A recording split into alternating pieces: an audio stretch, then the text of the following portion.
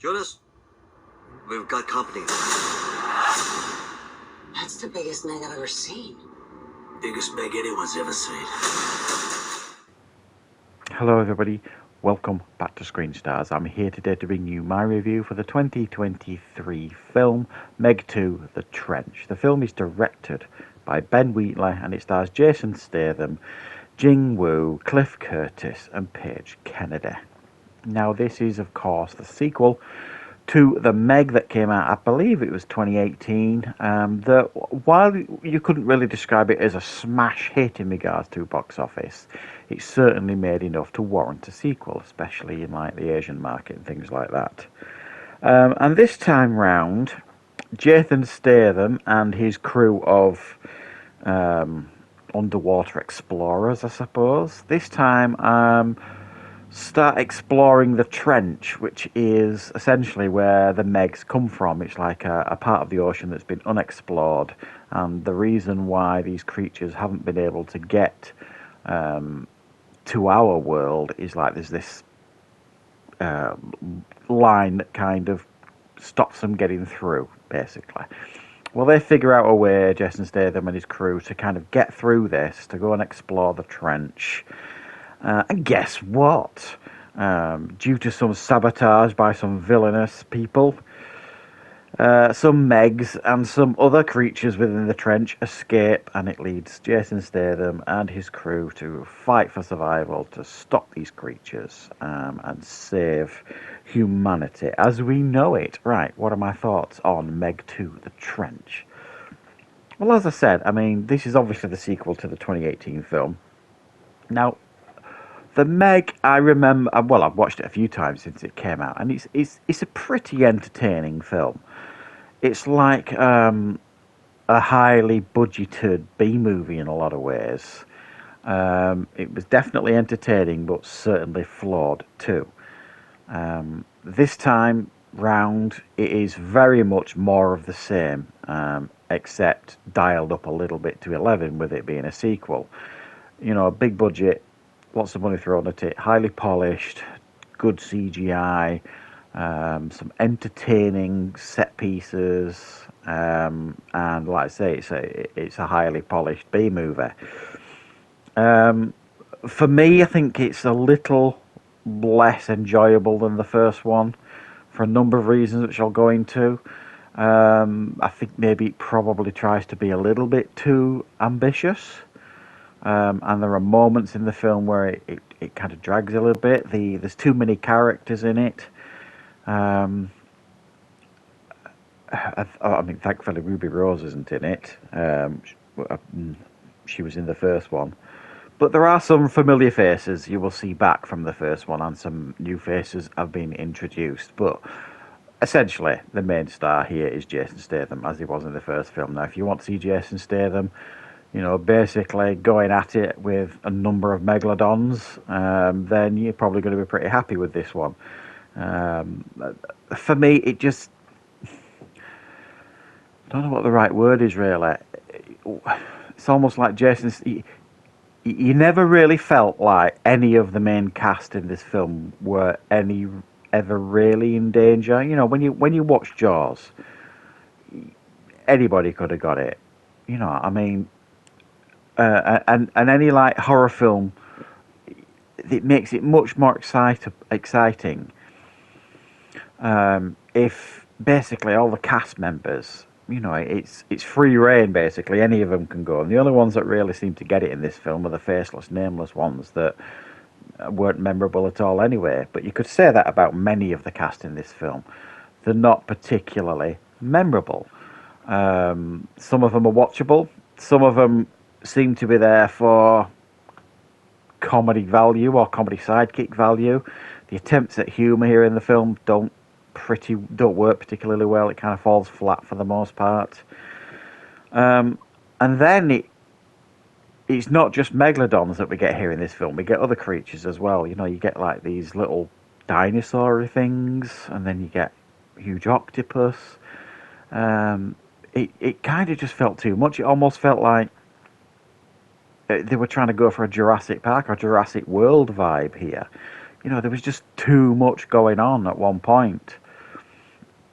The story felt a little bit messy, even though there were aspects of them exploring the trench that were interesting. For the most part, again, it was like poorly structured in a lot of ways, the trench stuff, and it was just like, let's get him down in the trench and let's immediately turn things sour. He orders his teenage daughter, even adopted daughter, if you like, from the first film, to kind of stay off while he goes exploring the trench. And she sneaks on there, so predictable. And then, she says, "Oh, you explored the trench 17 times or whatever it is with no issues." But guess what? Because she's there this time, there's plenty of issues that they come in contact with it in the trench. Takes a little bit too long to get going, and then this film's attempts at giving us villains, like human villains, just doesn't work. It reminded me, if you remember the film Rampage with Dwayne Johnson. Now that was quite a fun and entertaining film, but the villains in it were appalling beyond belief, totally unnecessary, and they just were no good. And that's exactly the same for this film.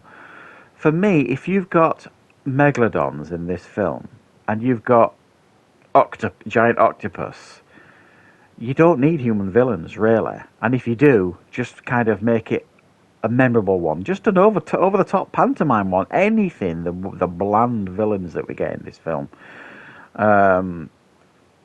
The film obviously once again panders to the Asian market. You can't really criticise it for that, because it knows what it's doing. It's smart. It knows that was probably the market that saved it the first time round, so it's basically done it again. And it got a little bit Godzilla versus Kong by the end of the film as well. You got this megalodon going up against other creatures, sort of thing, and it never really felt like it was these megalodons against humanity. I mean, if one of these things actually was real and out there in the oceans, do you know what I mean? Can you imagine the chaos it would cause? It'd be going up against ocean liners and submarines, and that's what I want to see in these sort of films. You know what I mean? It causing chaos in the sea. And as fun as it is watching it going up against a holiday resort, we kind of saw that already in the first one.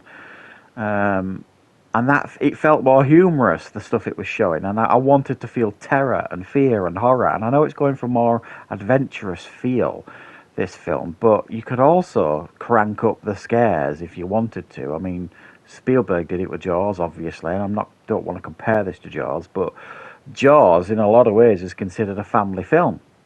But it's a bloody good horror at the same time, and it scares the pants off you. I never really felt scared watching this. There were some quite unique shots of the shark chomping on people, from inside the mouth, which I thought was quite fun. And there is a couple of moments, where it's taking out tourists and stuff that, will put a smile on your face. But like I say, I wanted it to take itself a little bit more seriously. But I think what I would say to you is, if you enjoyed the first one, you're probably going to get some enjoyment factor here. You're getting Jason Statham charging around on jet skis, going up against megalodons. You've got all that kind of stuff going on. You've got people getting munched and chomped. You've got, little dinosaurs. You've got big octopus. You've got huge megalodons. You've got all that kind of stuff going on. It's fun, entertaining stuff, but just don't go into this thinking you're getting, anything particularly serious or intellectual. It's kind of, click your brain off, stuff your face full of popcorn, and try and have a good time with it, really. There is some moments that are going to keep you happy. For me, it went too big this time round.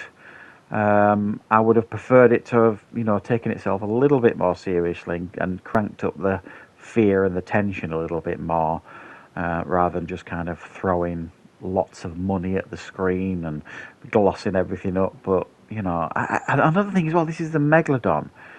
It they didn't do this in the first one either. They never truly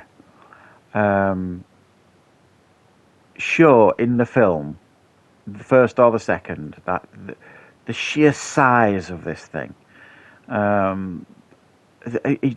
It never really feels like they get that across particularly well. I mean, again, I'm using Jaws as an example. You learn fairly quickly, and you understand fairly quickly that this is a larger than normal great white shark, and that's expressed a few times in the film. Here, okay, you get people saying, "No, it's the megalodon. That's the biggest megalodon I've ever seen," but you never really see it scaled up. You know what I mean? It just never really fully gets it all on screen as to how big these things are. But yeah, check it out if you enjoyed the first one. There's some entertaining stuff here for sure, but like I said, just don't go into it thinking it's anything particularly special, because you're going to come out disappointed. So thanks for watching, guys. I hope you enjoyed this review. I'll be back with more content on the channel very, very soon.